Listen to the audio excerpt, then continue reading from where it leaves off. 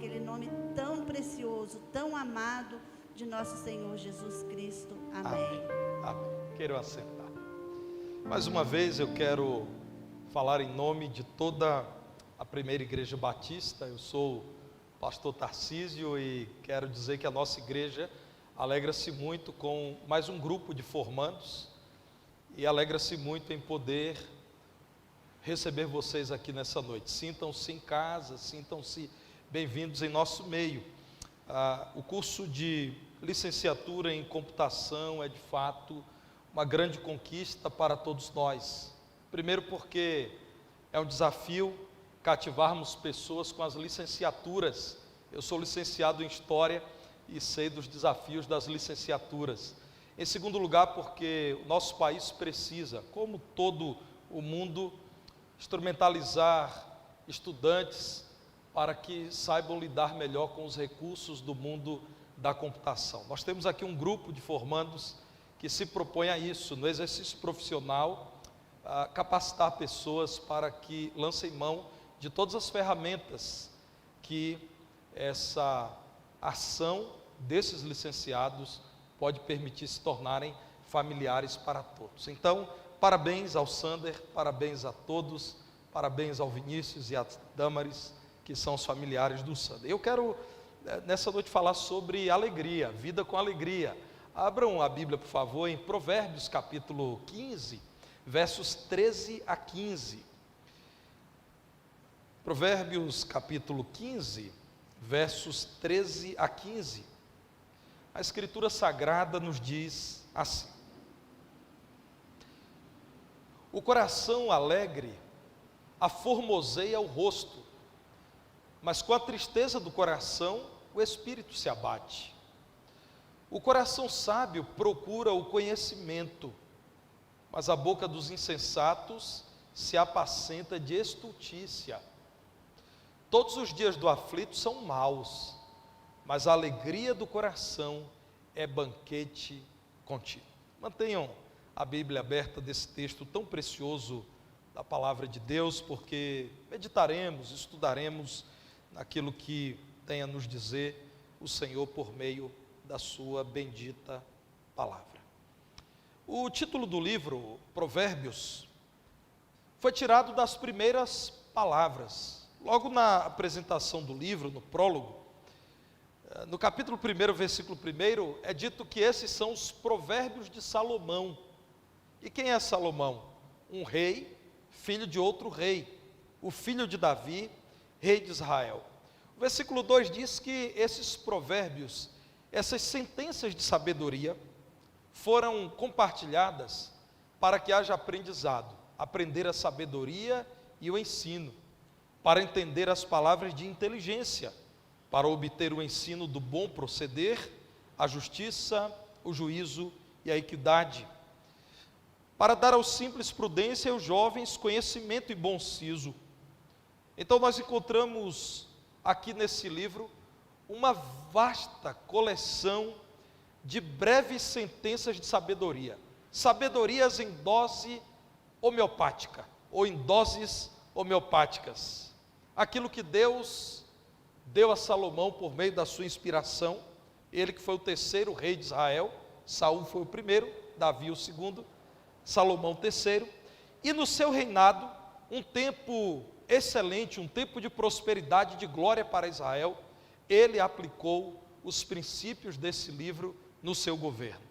Eu quero chamar você a olhar para o primeiro livro dos reis, que é um livro da história de Israel, um dos livros do Antigo Testamento, primeiro livro dos reis, capítulo 10, versículos 23 e 24, que nos diz assim: o rei Salomão excedeu a todos os reis do mundo, tanto em riqueza como em sabedoria.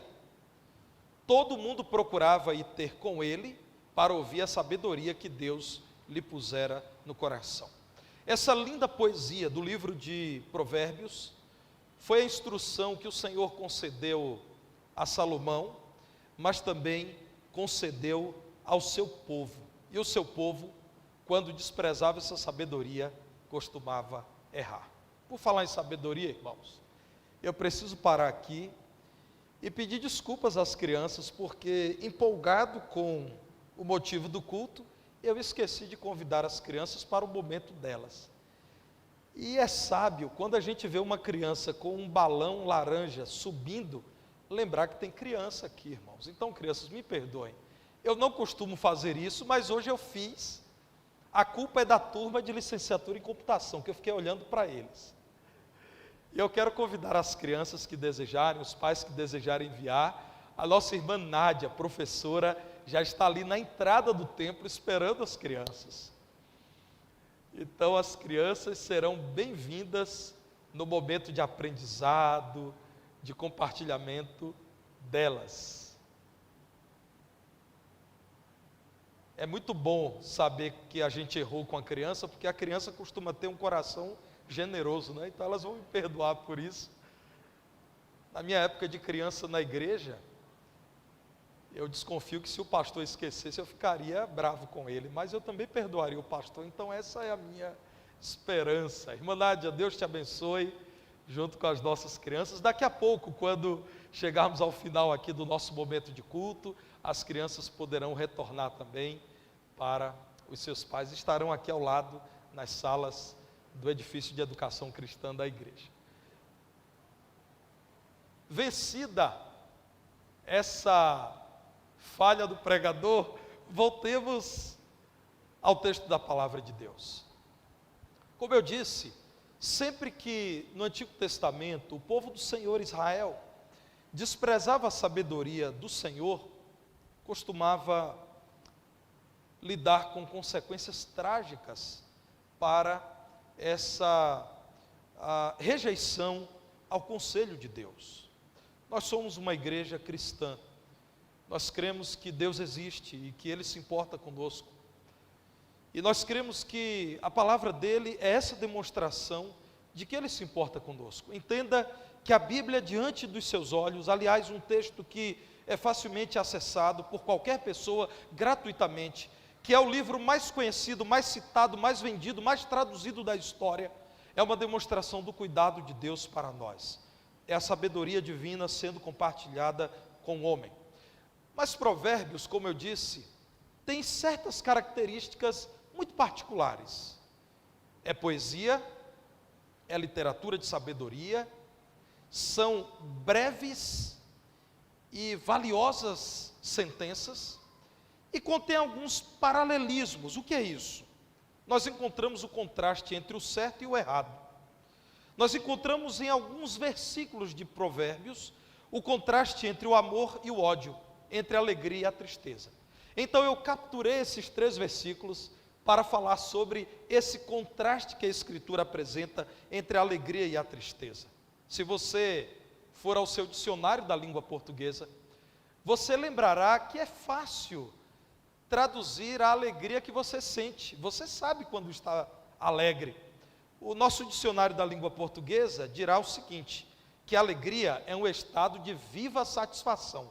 Você está tão satisfeito que as pessoas notam isso no seu rosto. Alegria é o mesmo que vivo contentamento. É sinônimo de regozijo, é de júbilo, de prazer.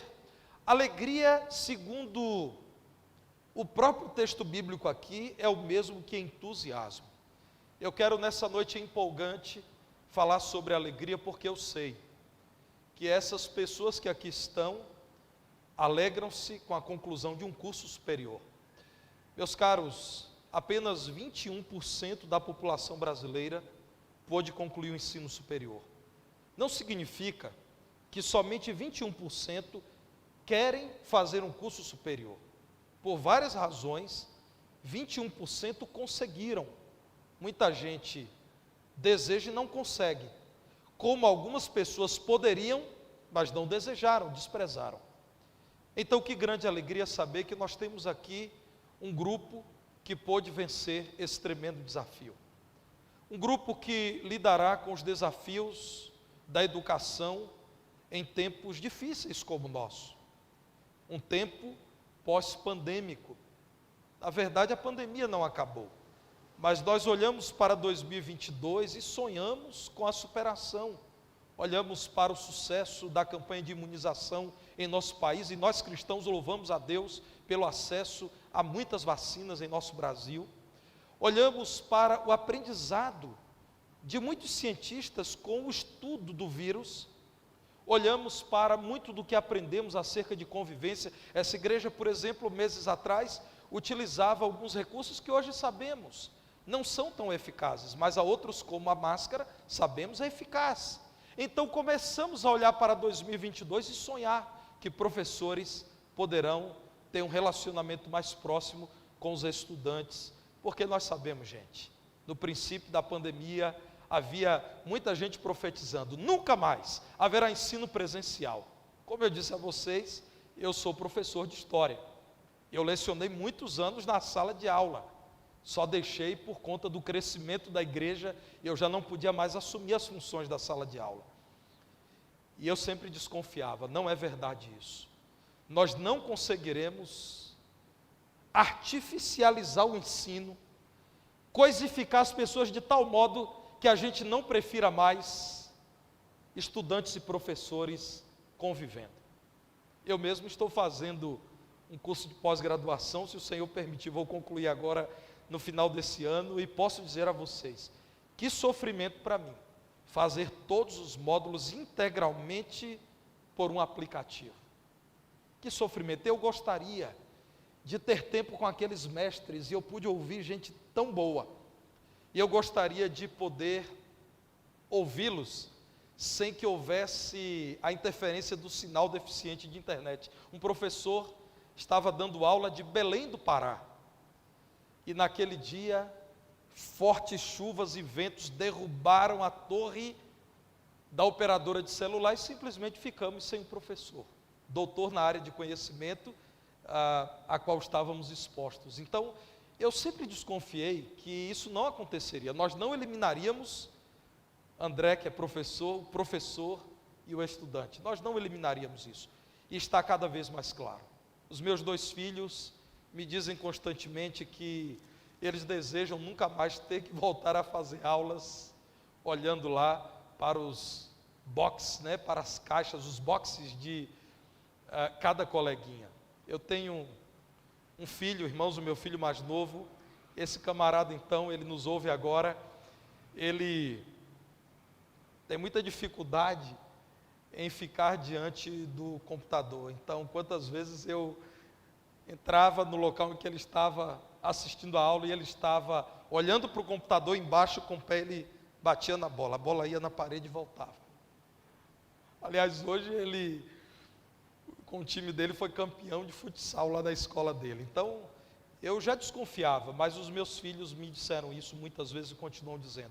Nós amamos o relacionamento com o professor. É aquilo que na pedagogia nós chamamos de relação ensino-aprendizagem. Como do ponto de vista didático-pedagógico isso é precioso. Essas pessoas que aqui estão, esses profissionais, abraçam o desafio dessa construção ou reconstrução do ensino em nossa nação depois de dias tão difíceis. Sem contar, meus queridos, que uma parcela de estudantes do nosso país pôde ter acesso, ainda que com dificuldades, às aulas. Uma parcela não teve. E essa é uma perda que nós ainda não sabemos ao certo o quanto nos custará. É um dia de alegria por isso, porque num contexto como esse, mais uma turma do IFTM se forma. Porque mais um grupo de licenciados é entregue à nação. Mais um grupo de pessoas dignas, esforçadas, cheias de vontade de vencer, estão aqui entre nós. Pela palavra de Deus, essa alegria não deve ser estética, deve ser do coração. Veja aí no versículo 13, quando o sábio diz, o que aformoseia o rosto não é a maquiagem, é o coração alegre. O que vai te deixar cheio de alegria no seu rosto, não é o tipo de óculos que você usa ou o penteado do seu cabelo, é o que está no seu coração. Toda a Bíblia trata do maior problema do homem que está no seu interior, mas nós, a humanidade, costumamos achar que os nossos problemas estão no exterior. Os nossos maiores problemas nascem lá dentro, nascem no coração. Então o salmista diz assim: se o seu coração tiver alegria, o seu rosto vai traduzir essa alegria. A pergunta é: no seu coração existe verdadeira alegria? Eu entendo que plena satisfação no coração só existe quando nós compreendemos o que o Criador nos preparou. Existe um Criador. Eu acho um tremendo absurdo olhar para você que me vê, com a complexidade do seu ser, com todas as células que há em seu corpo, todos os tecidos, todos os sistemas integrados e funcionando, olhar para a reprodução humana e dizer: não existe Deus. Eu acho que é anti-intelectual negar a existência de um Criador, de um ser tão complexo como você é. Mas há quem duvide.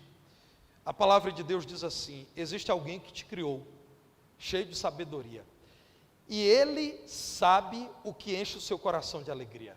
Então busque-o. Na presença desse Deus Santo, você saberá aquilo que pode roubar a alegria do seu coração. E o cristianismo olha para a Bíblia e entende que isso é traduzido pela palavra pecado, e aquilo que pode encher o seu coração de alegria. Somente a alegria do coração, do interior, pode deixar o rosto peremptoriamente sorridente. Me permita ler mais um texto de Provérbios, Provérbios 4, verso 23. A Escritura diz assim: sobre tudo que se deve guardar, guarda o coração. Incrível.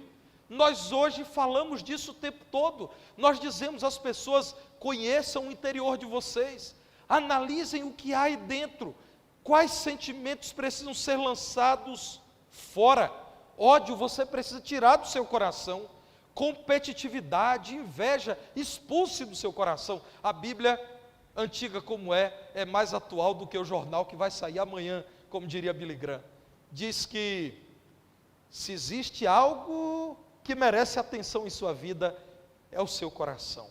A pergunta é: para além da competição do mercado, para além do seu desfile na passarela da vida, para além da sua performance nas redes sociais, o que há aí dentro do seu coração? O que existe lá no interior? Guarda o coração. E o texto bíblico justifica, porque é dele que procedem as fontes da vida. Quem você é, o que você faz, as decisões que você toma, tudo isso jorra do seu coração.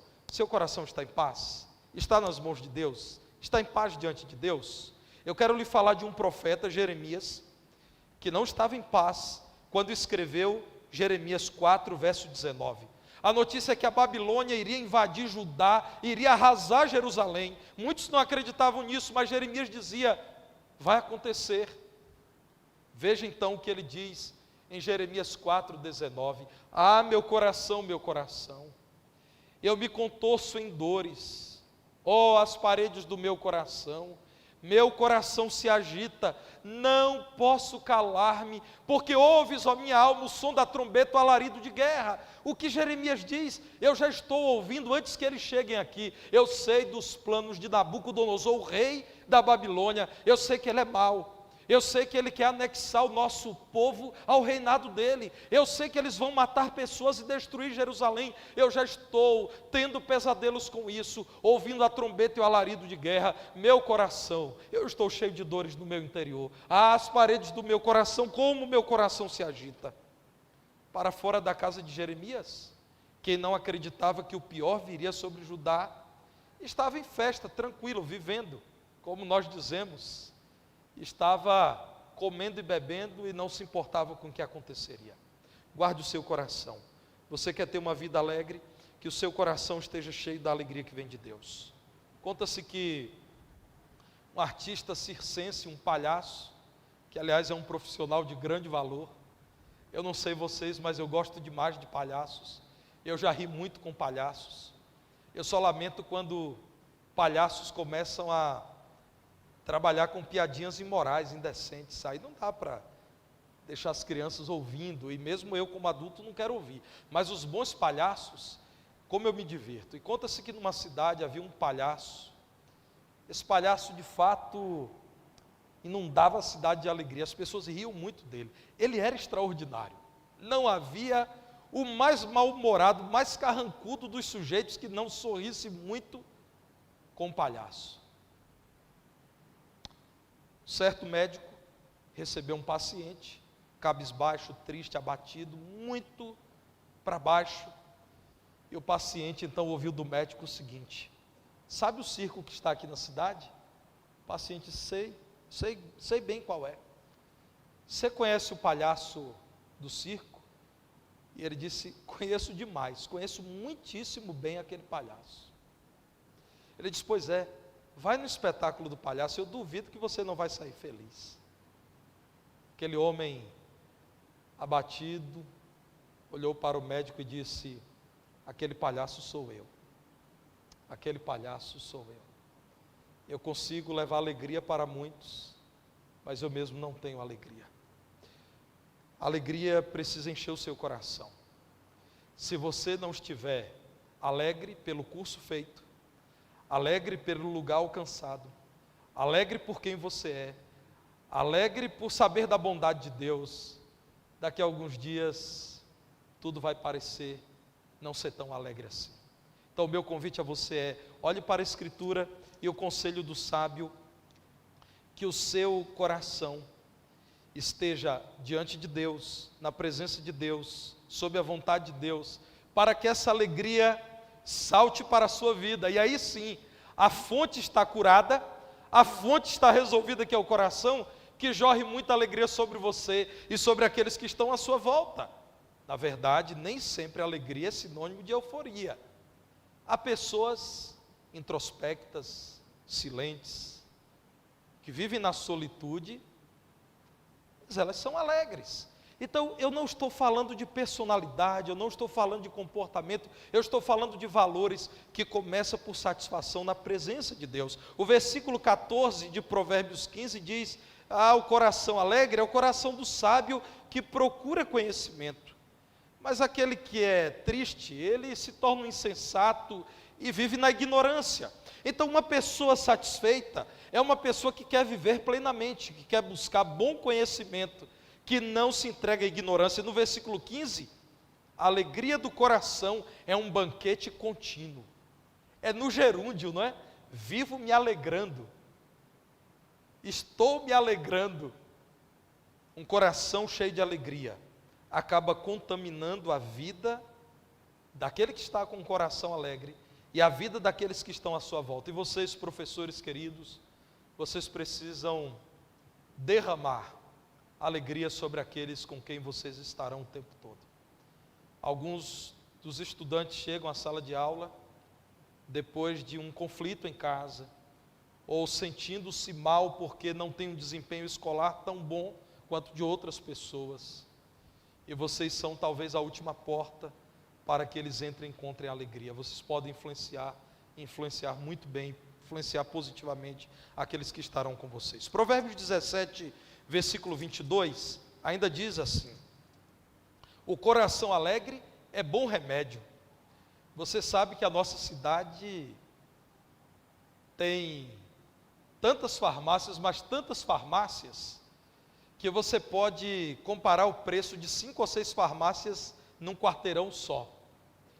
Pois se você, assim como a população da nossa cidade, vive cercado de remédios, eu quero te falar de um bom remédio. O coração alegre é bom remédio. Imagine, um coração em paz diante de Deus, em paz consigo mesmo, cheio de alegria. Quantos e quantos medicamentos que sempre têm efeitos colaterais vão ser desprezados. Mas o espírito abatido faz secar os ossos. Sabe o que é secar os ossos? Uma pessoa entristecida, ela tem dores no seu interior e fica imobilizada. Não tem prazer para viver, não tem forças para caminhar. Que a alegria de um coração nas mãos de Deus traga satisfação para uma vida plena. E uma vida plena é a vida de alguém que, como diz o provérbio, busca o bom conhecimento. Busca conhecimento em profundidade. É uma pessoa que não despreza a vida dada por Deus e as possibilidades do viver. Eu não sabia da existência de uma licenciatura em computação até que o Sander me disse. Quantas possibilidades na vida que nós não conhecemos. Um coração cheio de alegria diante de Deus pode contaminar toda a vida de alegria, uma vida plena e cheia de possibilidades. Billy Sunday certa vez escreveu que se você não tem alegria na vida cristã, existe vazamento em algum lugar de seu cristianismo. Irmãos, cristianismo não combina com ódio, com rancor, com cara amarrada, com desprezo às pessoas, com dureza de coração. Sabe aquela pessoa má, indisposta para ajudar o outro, que agride, que destrói, que ofende? Isso não combina com o cristianismo. Pastor, então, não existe nenhuma sentença dura nas Escrituras? É o que mais temos. Mas todas as vezes em que Jesus se dirigiu com dureza às pessoas, não foi para destruí-las, mas foi para reconstruí-las. Jesus confrontou muita gente que, se não fosse confrontada, continuaria em sua miséria, continuaria em seu pecado. A vida cristã narra com alegria. Eu não estou dizendo que não haja dias sombrios, dia de luto. Hoje eu estive num momento como esse, dias de escassez financeira, dias de decepção nos relacionamentos interpessoais. Existe, esse mundo não é o céu. Mas eu quero dizer a você, veementemente, que apesar das experiências entristecedoras, o todo da sua vida pode ser de uma vida plena, de uma vida de alegria. Se não tem sido assim, há um vazamento a ser corrigido na sua vida cristã. Jesus promete vida e vida abundante. Sabe o que é vida abundante? É vida que vale a pena ser vivida, é vida excelente, é vida boa. E essa alegria nos faz cultivar a esperança. Dificilmente uma pessoa abatida, entristecida, negativa, tem esperança de vida melhor e de dias melhores. O provérbio diz: a alegria do coração deve ser um banquete contínuo, um banquete que não acaba. Você come e quando precisa comer mais, você encontra mais ainda. Tenha esperança quanto àquilo que Deus ainda fará, as providências dEle, os livramentos dEle, o ensino que você ainda há de receber dEle na palavra, o socorro dEle. Veja Provérbios 10, versículo 28, a esperança dos justos é alegria, mas a expectação dos perversos perecerá.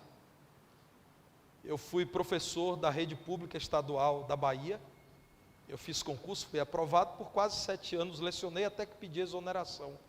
Na verdade, eu não sou um pastor professor, eu não sou um professor pastor, eu sou um pastor professor. E anos atrás eu estava na Bahia, num grande supermercado, e havia uma coordenadora de uma área daquele supermercado.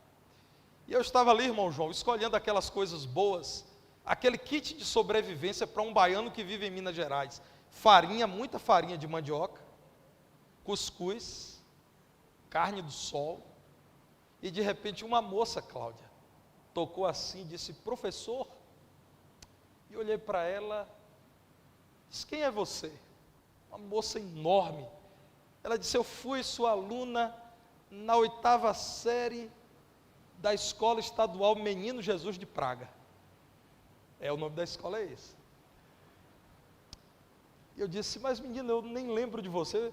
Professor, eu era menor e eu quero lhe agradecer porque eu odiava a história, mas contigo eu dei uma nova chance para o estudo de história. E aí ela disse: professor, e mais? Tal professor, me parece que o professor de biologia, me motivou e eu estudei e fiz um curso técnico. Estou agora nesse cargo aqui e com esse emprego eu estou pagando o meu curso na faculdade. Gente, isso é medalha no peito, isso é troféu. Eu